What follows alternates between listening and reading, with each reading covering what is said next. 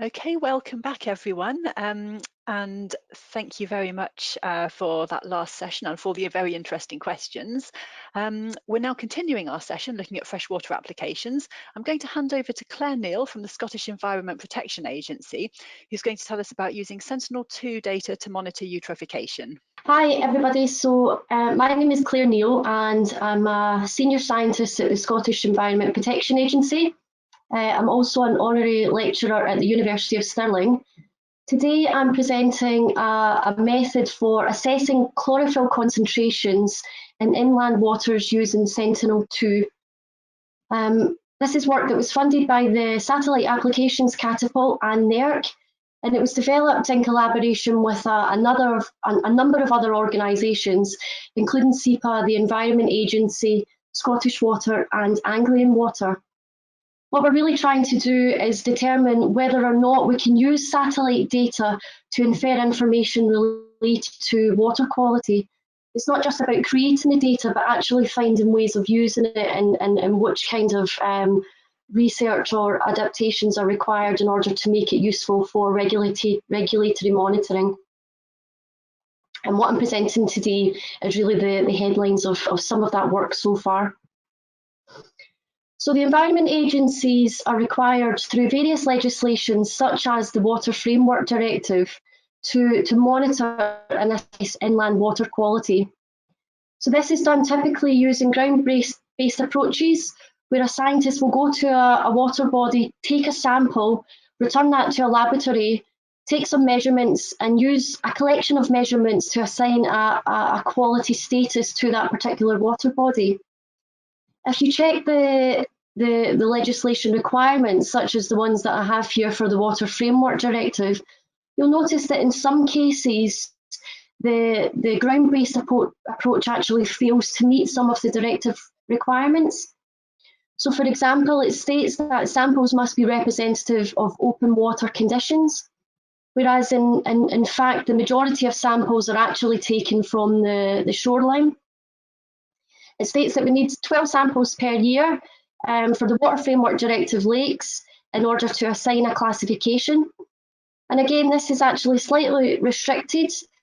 There may be less than 12 samples per year for some lakes, and also the number of lakes, the group of lakes that are monitored within a cycle is limited. And finally, it states that the classification results should be comparable across all member states. And again, this isn't quite correct. The results themselves may be comparable, but the member states are responsible for how those classifications are assigned, and therefore the measurements are not standardised. So it's clear that there is space to improve the current approach and maybe complement it with additional information. And that's where satellites come in. So we're interested in using satellites or exploiting data from satellites for a number of reasons. First of all, they produce information on a suite of different environmental parameters, often in one overpass. This information is generated on multiple spatial and temporal scales. The data produced by satellites are consistent and available in near real time. And this is really a key factor because it's really the only direct monitoring approach that gives you information that's comparable across catchments, countries, agencies and industries. Another key point to consider is that there's a lot of information generated by satellites. So this is technology that's been running since the 1970s. As we speak, there are roughly 700 satellites orbiting the Earth with the primary function of producing environmental data. So really we have to try and find ways of exploiting that information where we can. So in terms of monitoring inland waters, the real game changer came with the technological advancements of the Sentinel-2 satellite. So we heard a lot about this over the last 2 days. But this is a multispectral imager that produces information on 12 spectral bands, 7 of which are within the visible spectrum. And most importantly, the data that the satellite Sentinel-2 produces is available at 10 meter spatial resolution. So this was a huge step change in the information that was produced by its predecessors. So to give you a visual representation of what this means, I have here an image of Lake Värnamo in Sweden. The image in the middle was taken from MERIS, which has a 300-meter spatial resolution. The one on the right is from Sentinel-2, and you can clearly see the improvement in the detail and the clarity and what information is available in the image. So this came with improvements in the temporal frequency, where over the UK we now have images from Sentinel-2 collected every other day. And this means that now, crucially, satellite remote sensing is a viable data resource for monitoring inland waters. So to give you an idea of those routine capabilities in numbers, I've combined some of the key elements that we can take from the satellites. So the first number to consider is the number of cloud-free days that we can record. So even in Scotland, you might think that that number is low, but in actual fact, on the east coast of Scotland, we can get roughly 95 cloud-free images in 1 year. So the second number to consider is the number of pixels per lake. So for a water body roughly the size of Loch Leven, we have pixel values that correspond to roughly 35,000 pixels per water body. So that's 35,000 individual pixels of information that we can exploit from the satellite. Number 3 is the number of observable lakes. So this is the number of lakes that the satellite can detect. I can't give you a specific number here, but I can tell you that it's more than what's currently being monitored for the Water Framework Directive. And this becomes particularly important in areas that are inaccessible for ground sampling, such as in the north of Scotland or Northern Ireland.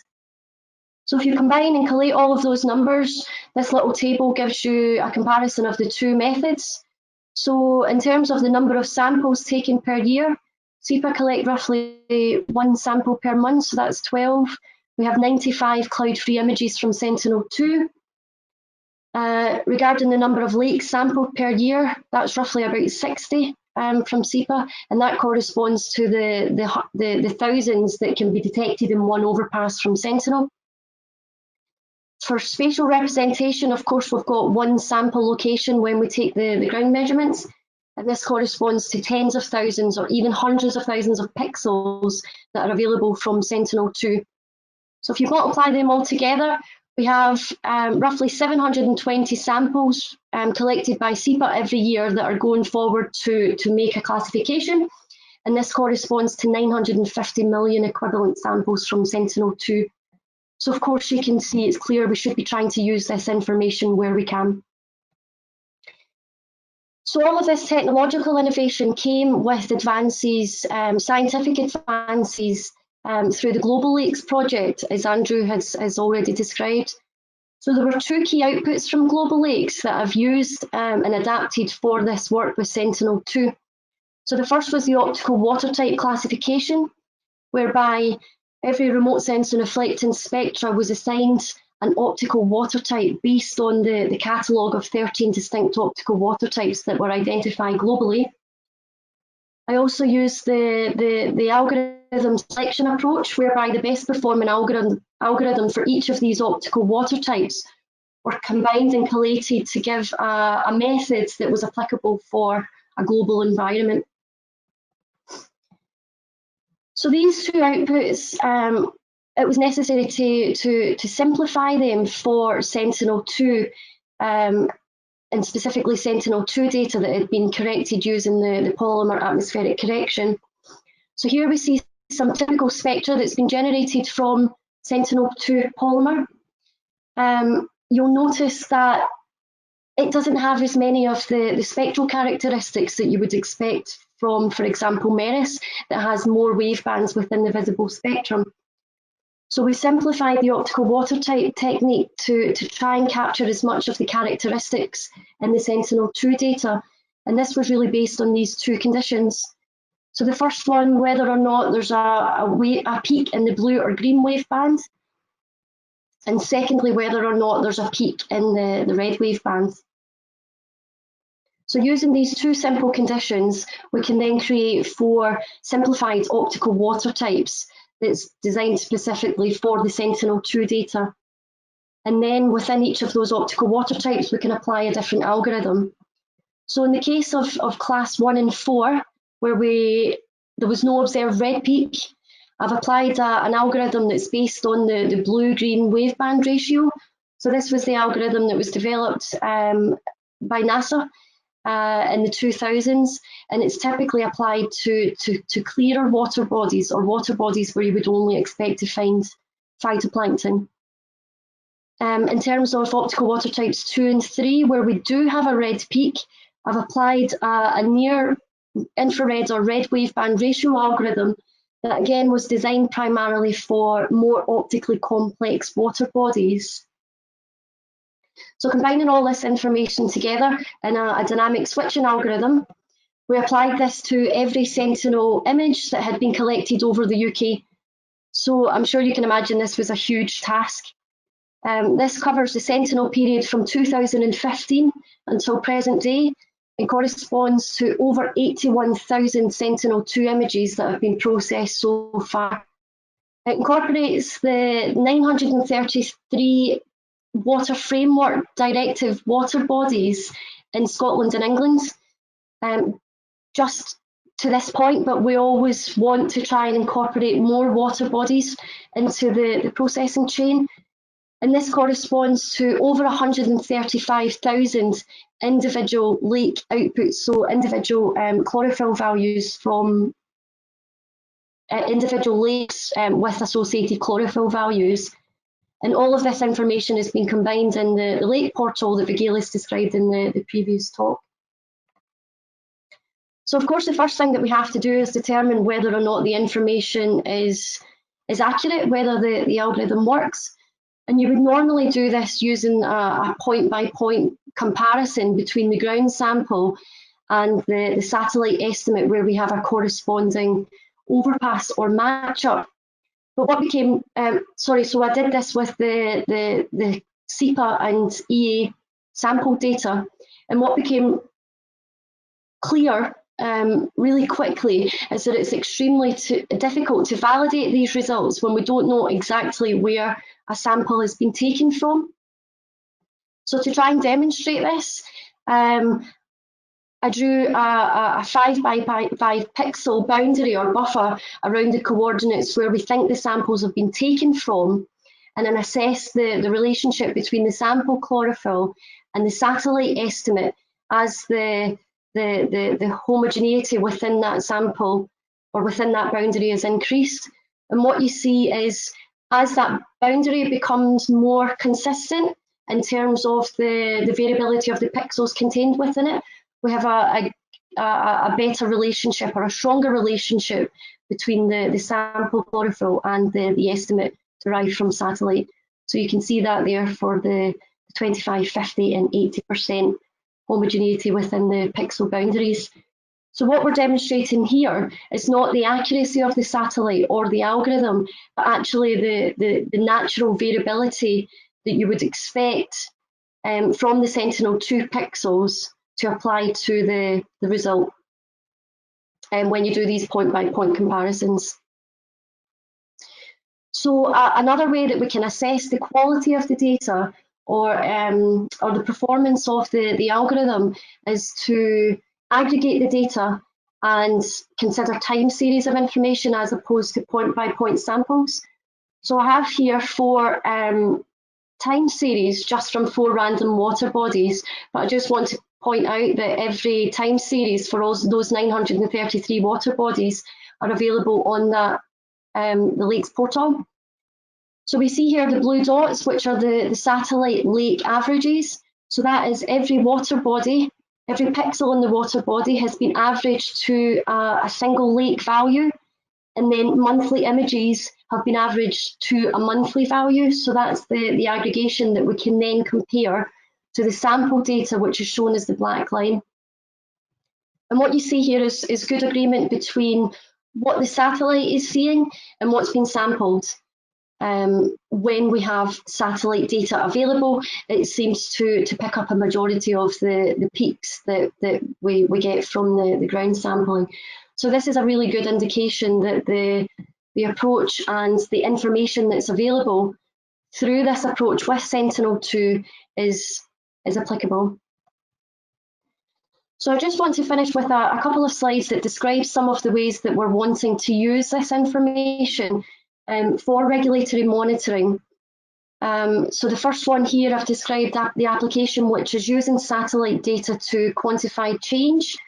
So we have here box plots of satellite-derived chlorophyll concentrations that have been grouped by lake type and the previous year's classification. And what you can then do is compare this year on year. So what you can see is that they fall within, measurable groups, which is a good indication that this is providing an opportunity that may give us additional evidence for classification, or even improve our confidence in the classification as it goes ahead. And there is potential here to use the satellite data to fill gaps when monitoring is restricted through times such as the COVID crisis. Another application that we're looking at is using satellite data to assess spatially areas of potential risk. So that's either environmental or regulatory risk. So I've used here the statistics of the water body that's been calculated across the time series of Sentinel data. And what you can use, for example, from the average chlorophyll, you can use the spatial distribution of patterns of chlorophyll to identify hotspots where things might happen, or the corresponding percentile values that might show you, if things happen, what type of extent or magnitude of eutrophication you would expect within that particular area. So this gives us a real opportunity to start applying targeted treatment in the case of water utilities, or timely intervention measures in the case of environment agencies. So for example, nutrient reduction measures can be set in place based on maps like this. So finally, I just want to finish by again thanking the Knowledge Exchange Coordination Group that were involved in this work. A huge amount of effort has gone into producing the information that we have now, and really I want to describe this as a success through knowledge exchange. What this work highlighted was that the knowledge exchange position is critical when you're trying to develop applications outside academia that are going to be used by the public sector or by industry.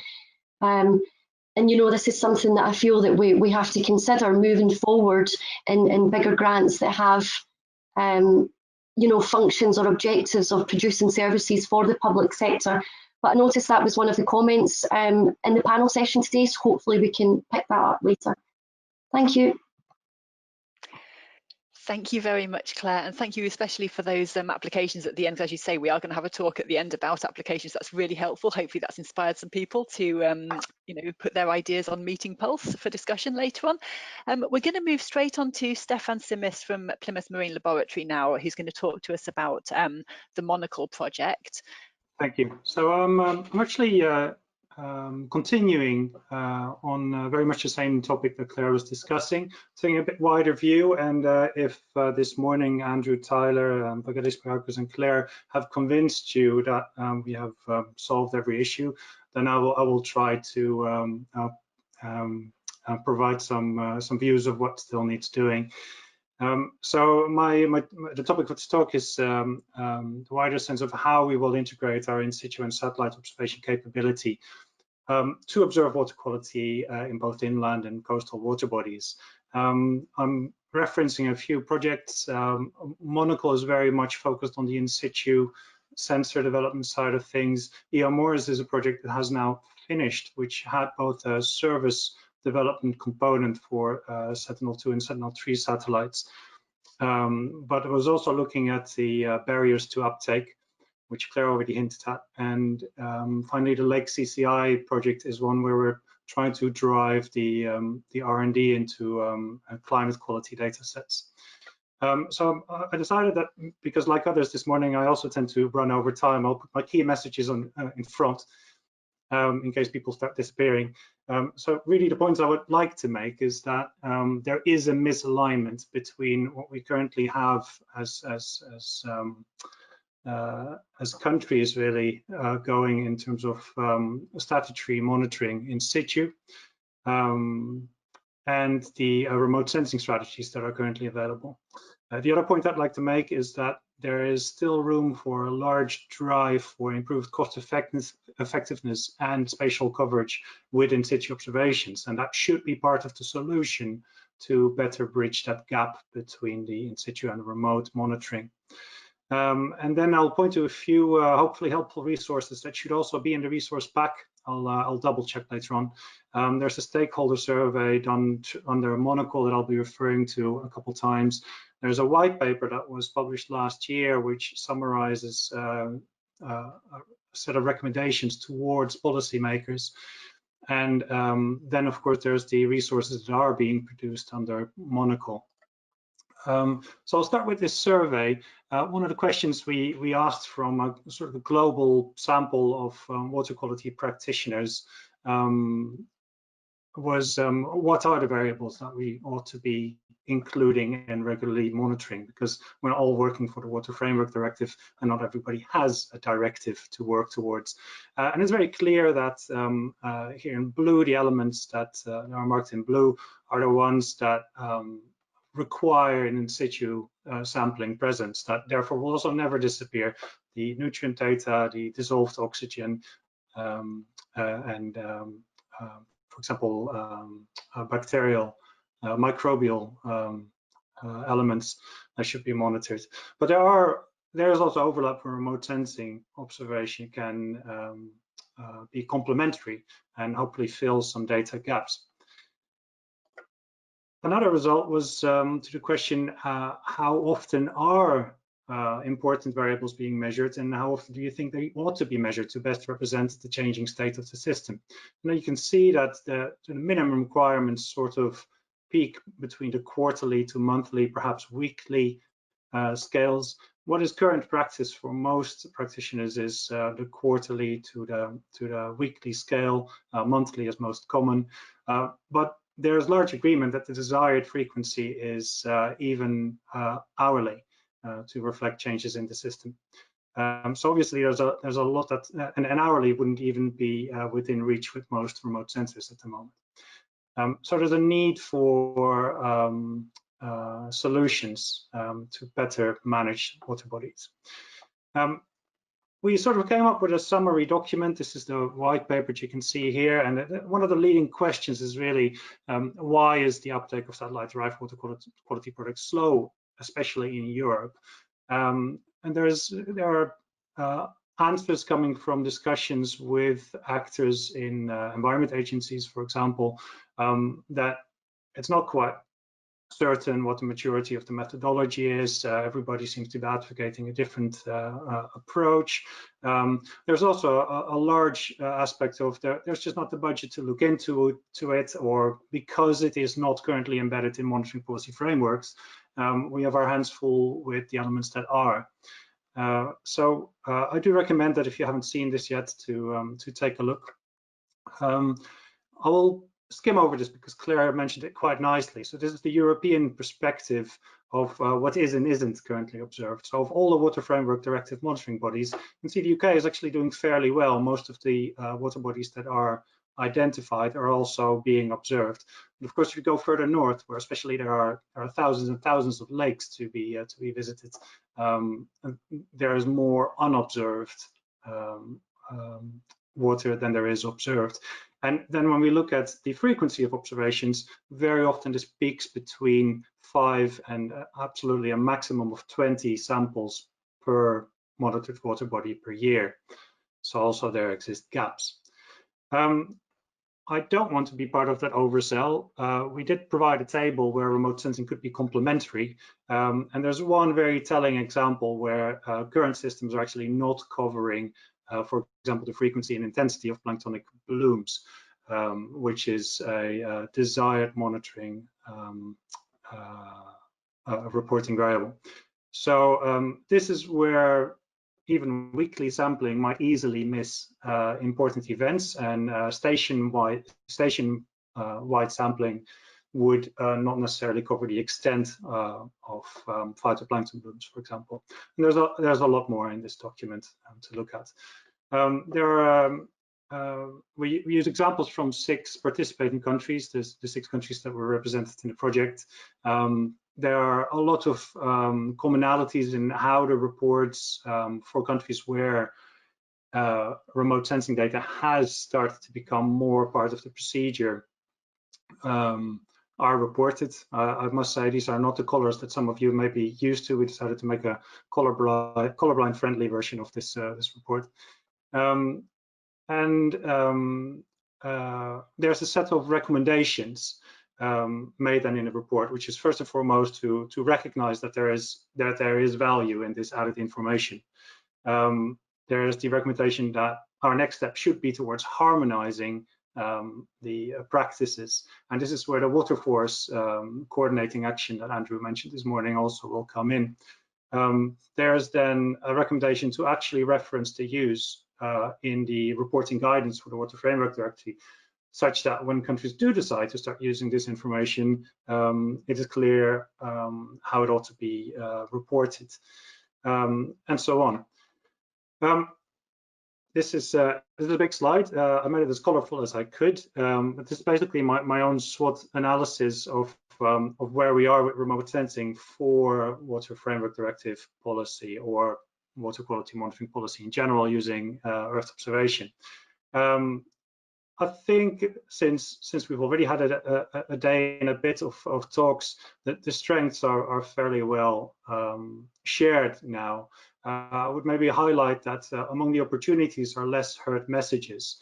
Without claiming that remote sensing is always reliable, there's already a lot of money that has gone into launching this satellite capability. And of course, these satellites fulfill many monitoring demands, such as forest fires or water temperature or name it. But an additional return on that investment in terms of water quality would obviously be welcome by all. Another major item that only becomes clear when you really start digging into the Water Framework Directive reporting data is that although the aims of this directive are ambitious, they are to a large extent not yet met.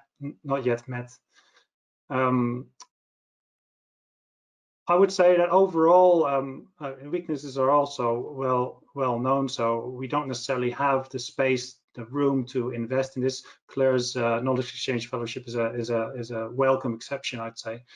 And of course, we know that we cannot see all, and we can see only the water surface, etc., etc. These things don't really need repeating as long as they are very transparent in the information that's being delivered.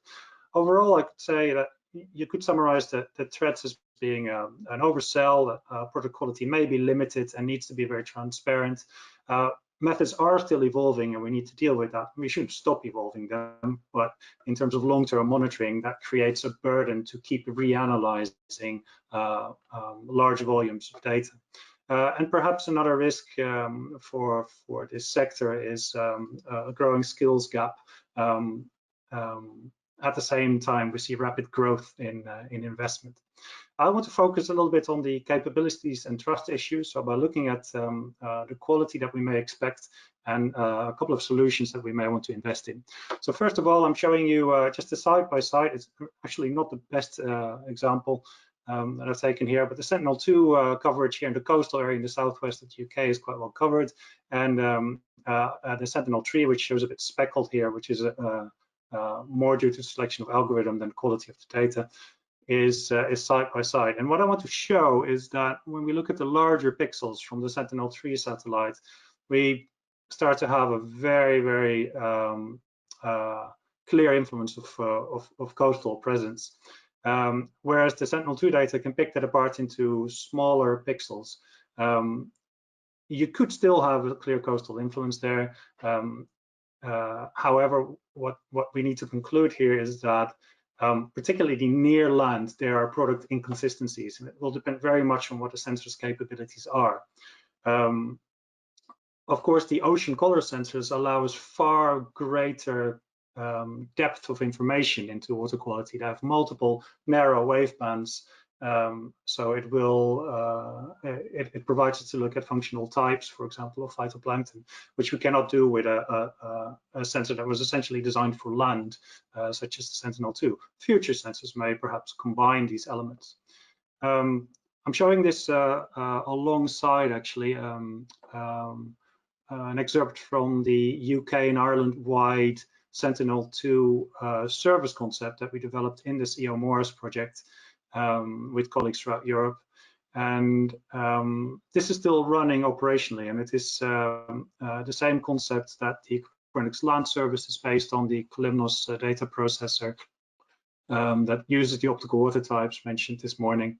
And you can see that we're applying it to both lakes and coastal waters here, because we can basically plug in algorithms that we deem most suitable for specific optical water types.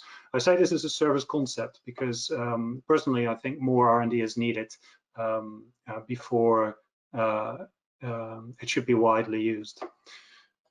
Okay, moving on, another element of trust in the data is to ensure that each observation, each pixel, is accompanied by an uncertainty estimate. This is critical when it comes to climate data set generation, and this is why it's a focus point in the Lakes Climate Change Initiative, ESA-funded project which we're working on. What you can see here is for two of the larger Swedish lakes, Vänern and Vättern, which have chlorophyll concentrations that are in that difficult range below 10 micrograms per liter of the pigment, where we know that the algorithms we have available are also sensitive to the presence of yellow dissolved substances, for example. So I'm quite confident that they are in this range, and I'm quite confident that Vänern probably has a bit higher chlorophyll consistently than Vättern, but there could well be a large uncertainty. We have tried through the optical water type modeling framework and the in situ data that are available to model that uncertainty to each individual pixel. Now you start to see that the uncertainties are larger, higher along the coastline where there's perhaps interference or perhaps bottom visibility. So some of the in situ validation data that we have available just capture that, and it seems realistic here. You can also see that these uncertainties do not yet match the targets that we've set. I mean, we would probably want to see ideally less than 10% uncertainty, realistically 30%, but we're still well above that. And these are by no means the worst examples, they're also not the best examples. A paper on this work is currently in preparation. And finally, we need to ensure long-term consistency. So satellites, individual satellite sensors do not stay up forever. There can be drift in individual detectors, and they can suddenly disappear from the picture as well, as was the case with the Envisat sensor, which carried MERIS. So fortunately, there have been sensors that have been around for longer. For example, MODIS here in the cyan markers. MODIS is not an ideal sensor for lake observation because it has a relatively limited set of wave bands. So what we're trying to do here is to look at not just one lake, but many lakes globally, to look at the general patterns, assuming perhaps that in lakes globally, the general patterns might sometimes improve and sometimes decrease in terms of quality. But that overall, we will be looking at trends and inconsistencies, interruptions in the satellite data record provided by multiple sensors. And this is ongoing work. The challenge here is to separate what uncertainty stems from the atmospheric correction, which is probably where the largest uncertainty comes from, what part is indeed sensor drift, and what part is changes in water quality. And ultimately, and unfortunately, we are completely bound there with our statistical approaches to what in situ reference data are available to tie these relative differences between sensors to what we expect to observe on the ground. Now, this is where the Monocle project really comes in and starts. Summarizing what has been said thus far this morning, we see major uncertainties deriving from our attempts to remove atmospheric effects accurately. The optical diversity of water bodies, algorithms don't necessarily apply globally and don't necessarily exist for all water types. And then there's the land-water signal mixing near land, the adjacency effect. what that means in terms of in situ data requirements is that we collect radiometric reference measurements, so the color of water, the same that the satellite observes it, but without the effect of the atmosphere. What we need is a combination of detailed optical properties and the traditional biogeochemical sampling, the nutrients, the chlorophyll, etc. And what we need is a combination of nearshore plus open water coverage in the in situ dataset. And this, I think you'll agree, is not typically covered in national monitoring programs that are already set up. So this is the misalignment that currently prevents us from integrating the available in situ data programs with satellite data efficiently. Okay, so the objectives of Monocle is to tackle exactly that. It's to address gaps in situ monitoring, see what sensors are missing, see how we can better link these in situ sensors to remote sensing work, to improve the overall cost effectiveness by looking at automation, making data better available in near real time as well, so that other sensors might act on it or people might act on the information. To bring about a suite of sensors that can be operated by non-experts. Non-experts here simply means you're not a remote sensing scientist knowing exactly what you need from this suite of measurements. So here I would include anyone from hobbyists, but also people taking regular samples for the environment agencies, for example. And then to make sure that training materials are available so that we understand what we are sampling for and why we are approaching it in a certain way, why the protocols are what they are and why limitations exist. And finally, to facilitate the uptake in regular monitoring practices by making it all more accessible.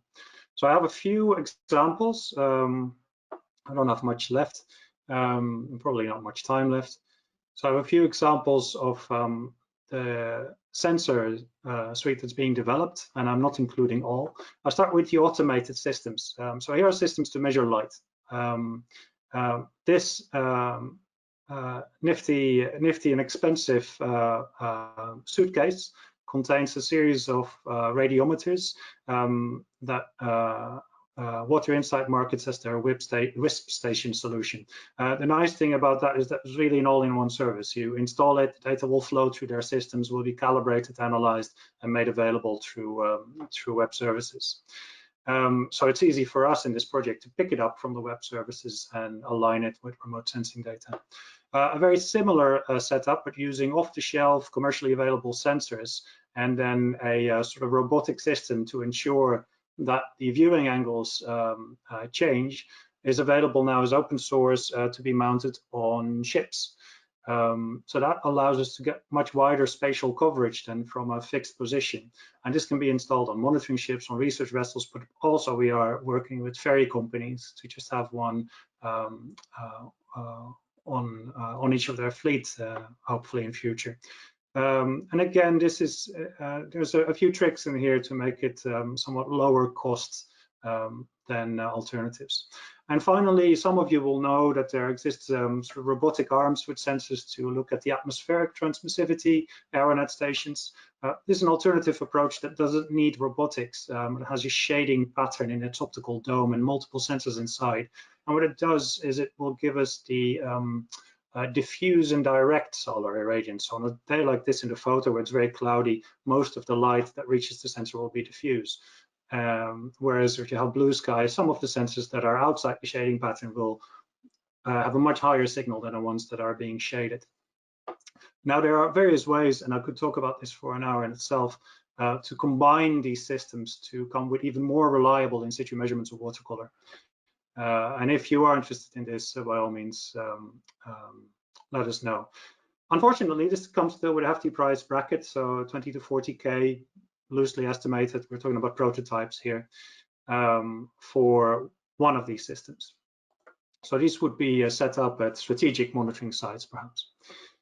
Another element we're considering is the use of drones, and we're not talking about very expensive drones here. We're talking about drones that are in range of serious hobbyists. So we call them prosumers. Adding some payload to these drone systems allows us to get quite high accurate multispectral radiance over locations where satellites either can't see because of nearby land, but also perhaps opportunistically where something is observable in the micro scale. So training materials are being developed. Here you can see, by the way, that the mounts are, for example, 3D printable. We try to do that for all the sensors that could be fitted to drones. And then there are protocols and processing systems in place to upload your data that you've captured with your drone, to get it corrected for vignetting, for specular reflections or glint, etc., etc. The example I show here is from Lake Balaton again. This is the mouth of the River Zala in the southwest corner of the lake. There are 3 boats with monocle crew on board taking water samples and reference samples. The people on these 3 boats do not know is what enormous difference there is in the color in the water around their boats. But the drone hovering overhead captures this whole river plume quite nicely, from high organic matter to the very turbid, and here a bloom is actually forming of cyanobacteria, turbid waters of Lake Balaton. And going one step further, so I should have said, sorry, that the drone systems have sort of a 2,000 to 5,000 euro price bracket there. So a lot of variation possible there. And going one step further, smartphones. We carry very fancy technology in our pockets around with us these days. The challenge here is to make sure that that signal can be appropriately interpreted. So mounting this device on your existing smartphone camera turns it into a spectropolarimeter. So not only do we get spectral reflectance, but also the polarization of the light coming from the water and from the surface. I cannot spend too much time on this. The intention is to produce between hundreds and thousands of units during this year, and distribute them with citizen science groups that are already identified and existing, and start to analyze how we can match these with more expensive systems. There are some things I didn't mention. We're looking at transparency solutions as well as nutrient and turbidity citizen science kits. And I'll just skip this one in the interest of time. We are engaged with several sites, including the site at Lake Tanganyika, a very clear system with important fisheries activity. 150 citizen scientists already doing monthly sampling there, with 5 sites across the lake and 30 participants each. And that's where we will be bringing a lot of the technology to see if we can make this work in an area that is very much undersampled at the moment. So it's very much about data integration. Our key research questions include what are the requirements for data redundancy when we're using sensors and systems that obviously have different performance characteristics, and what do we then need in terms of quality assurance methods? If possible, we would like to do a lot of calibration in the field by having trusted sensors next to more uncertain sensors. And another element of this project is to really see what the uptake potential is for any of these solutions, ranging from schools participating in programs where they build, here it's the mini Secchi disk depth, a disk that will also be brought to Tanganyika this year, to learning about the optics involved in taking water quality measurements and what we can derive from that. So I've put my key messages back up in just in case I would make it this far. It seems I have. I'll not dwell on it, so I'll just leave the contact details on it. I've highlighted only a few people from some of the consortium here for their contributions. Eleni did most of the work for the white paper, and then there's the consortia involved in that. And for Earthwatch, I would like to mention these people who were part of the survey, which has another 20-odd questions to look at, and it's all available as a Creative Commons licensed data set. Thank you very much. That was brilliant. Thank you very much, Stefan. We're going to hear from Christopher Merchant now from University of Reading. He's going to talk to us about the Climate Change Initiative, Essential Climate Variables for Lakes, and then we'll take questions at the end. So I'm Chris Merchant from the University of Reading, as Paula said, and I'm going to be presenting a talk about the Lakes Climate Change Initiative, which has been mentioned a couple of times, including in Stefan's talks. I'm one of the co-Is. It's a multi-institutional project. Stefan Simis is one of the science leads for the project, whom you just heard from. So there we go. it's thank you. So this is a large program run by the European Space Agency with a climate change focus, as you get from the name. You can see here the many different essential climate variables which the CCI overall addresses, and lakes is one of these. The data are all freely available and from the website given, and you can get an indication of the sorts of time periods covered by the projects addressing different variables from this diagram. So this is a major program. It feeds many Copernicus services, including the land service and the climate change service, amongst others. Next slide please. Thank you. So Lakes CCI is looking at lakes from a climate point of view, not so much from a water quality point of view, but no doubt much of the data that we generate is also relevant in that other context. There are 5 variables that the project addresses: water extent and water level, lake ice cover, lake surface water temperature, and lake surface water leaving reflectance. From a climate point of view, our objective is to look at lakes in the context of their interactions with the climate, and therefore we need consistent data covering long periods of times and time series for as many lakes as are feasible. Because we're working together as a project team addressing these different variables, one opportunity that gives us is to make our approach as consistent as possible. And so we're targeting common lakes, we're using common definitions of what the lakes are, and we can deal with aspects like output formats and so on to make the data across these different variables as usable as possible together. And that also includes the fact that we all provide our data with some sort of uncertainty estimate, which Stefan also just mentioned. But if you look at the list of 30+ instruments that this complicated project is dealing with, you don't have to be a remote sensing expert to see a lot of acronyms there, which indicate the wide variety of instruments and different technologies indeed that are being used to try to bring all this data together. Great, thank you.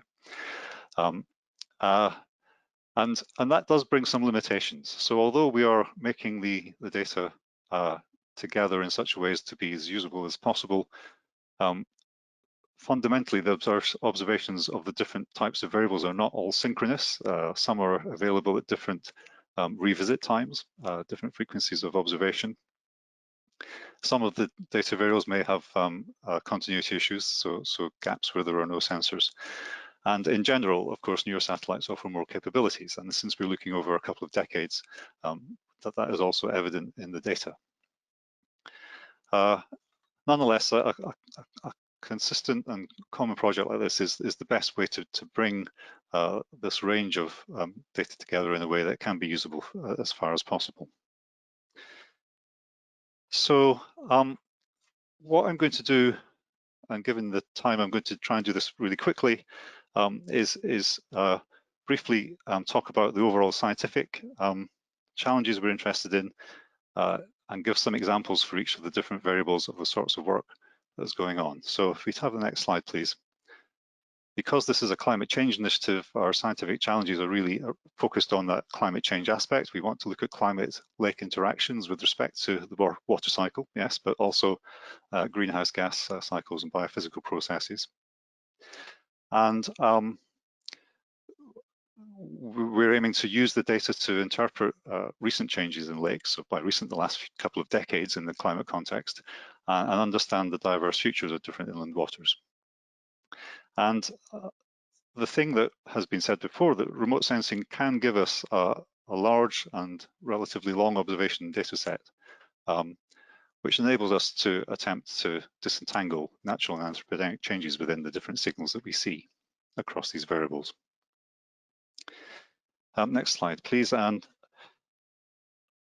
so I'll start off with lake water level. So here is an example. This is an image of the Tibetan Plateau, where there are over 1,000 lakes of a kilometer, square kilometer or more. And this is a a region of high vulnerability to climate change, quite a unique part of the world. The issues are, of course, glacier melt or accumulation, the potential thawing of permafrost, and changing precipitation, all of which are driving changes in lake water level. So lake water level is obtained from space by a technique called satellite altimetry, which is essentially timing the time it takes for a radar pulse to bounce off a lake water surface, from there inferring the distance to the lake and therefore the lake's height. This requires a lake of a certain size. So across these Tibetan lakes, there are potentially about 100 lakes that the team are trying to address, which can be good targets for lake water level retrieval. Next slide, please. So this slide shows results for just a sample of those lakes. And you can see that there is some commonality of these 4 different lakes spread across the Tibetan plateau in terms of their long-term trend and interannual variability. But as well as this commonality, which includes things like sensitivity to major climatic modes like the El Niño Southern Oscillation, there are things that happen in some lakes and not others. So for example, the top right-hand plot there has quite a different pattern of behavior in the last few years. And this is why Earth observation data of this sort is very useful, because we can get both a regional perspective and a differentiated perspective that reflects the things that are happening to individual lakes, as well as the regional variations. Next slide, please. Lake water level, of course, is intimately connected to the aerial extent of a lake, the surface area of the lake. And this shows an example of a number of estimates of lake water extent on the vertical axis of this curve against lake water level obtained from altimetry in an attempt to understand that connection for a particular lake. Next slide, please. You'll have seen that lake ice cover was one of the target variables within the lake CCI.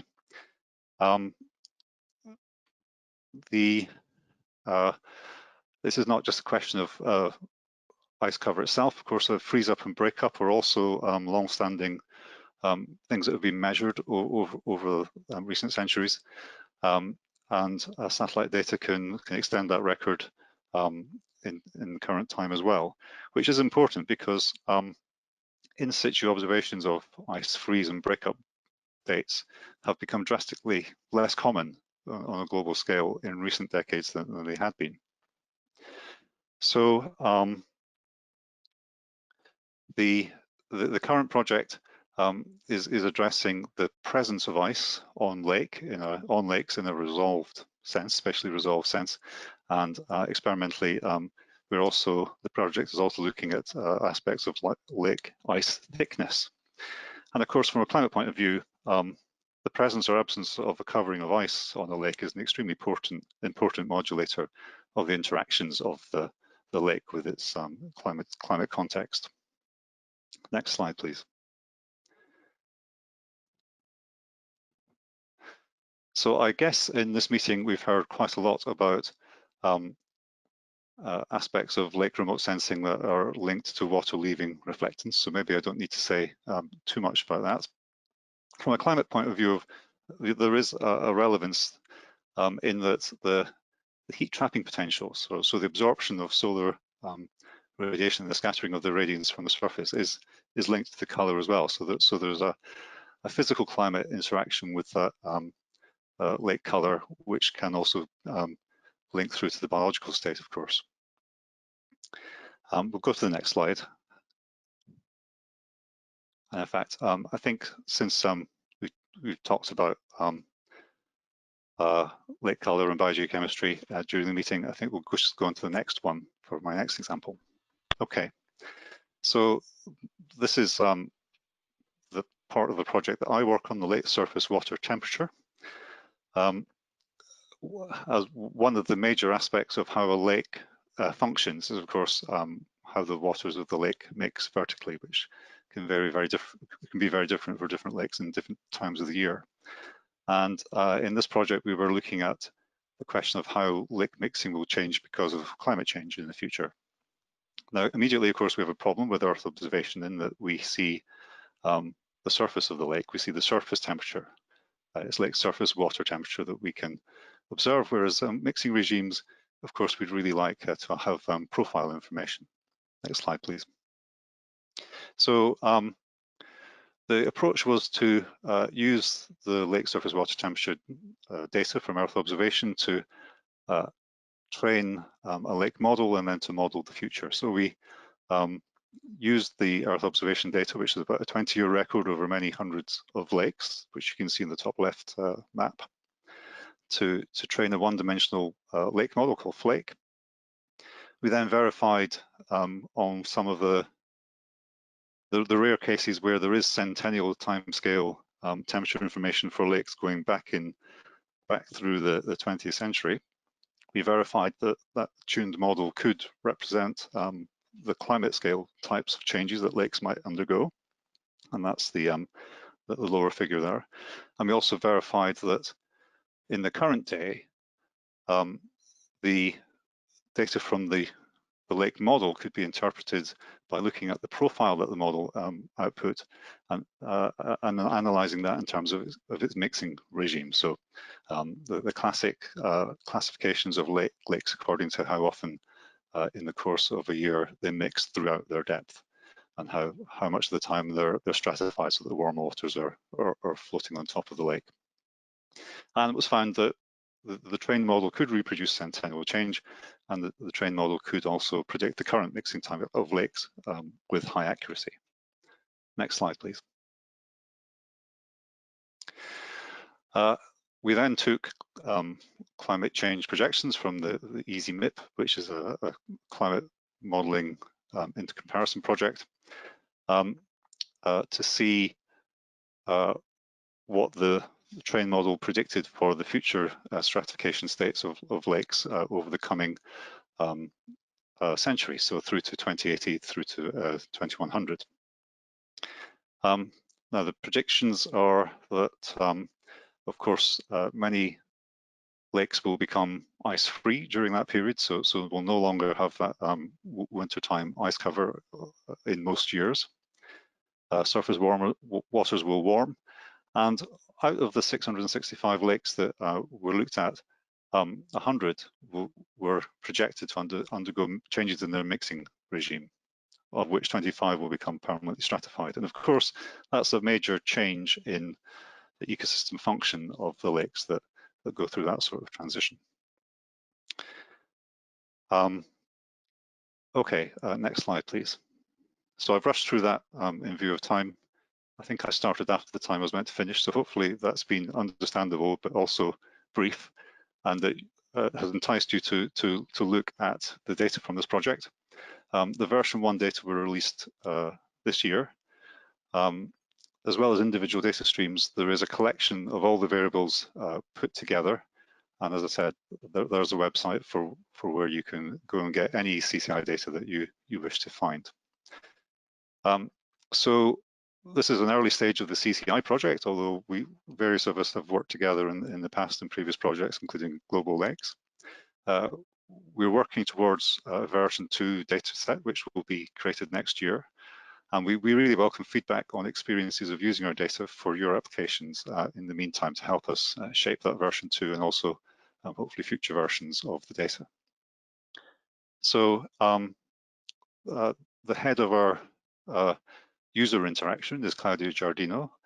There's her email address, so please get in touch if you try using the data or want to use the data for particular applications, and share your experiences there. And also, if you have data you might share for validation of any of these types of variables, especially data that aren't collected right at the shoreline, all of us are always looking out for more validation data and go through significant efforts to try to get some. So we'd be very happy if anyone got in touch offering us data as well. And you can see a complete list of contacts for the project via that website. So thanks for your attention, and I hope that hasn't been too rushed and also interesting for you. Thank you very much, Chris. No, that was definitely very interesting, and I'm sorry, you know, my fault as chair that we are running a little bit behind time. So it's been brilliant talk so far, and I can see we have had questions coming in.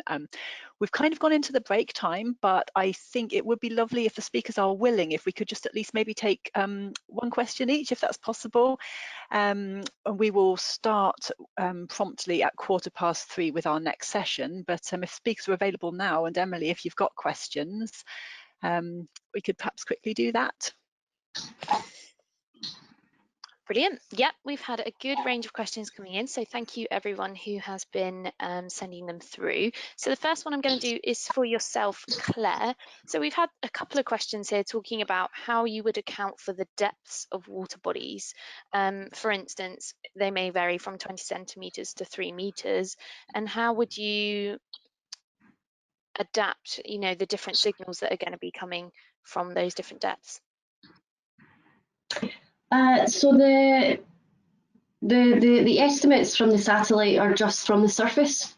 So it's only really picking up, depending on, you know, the actual clarity of the water, it's only picking up the first few centimetres anyway.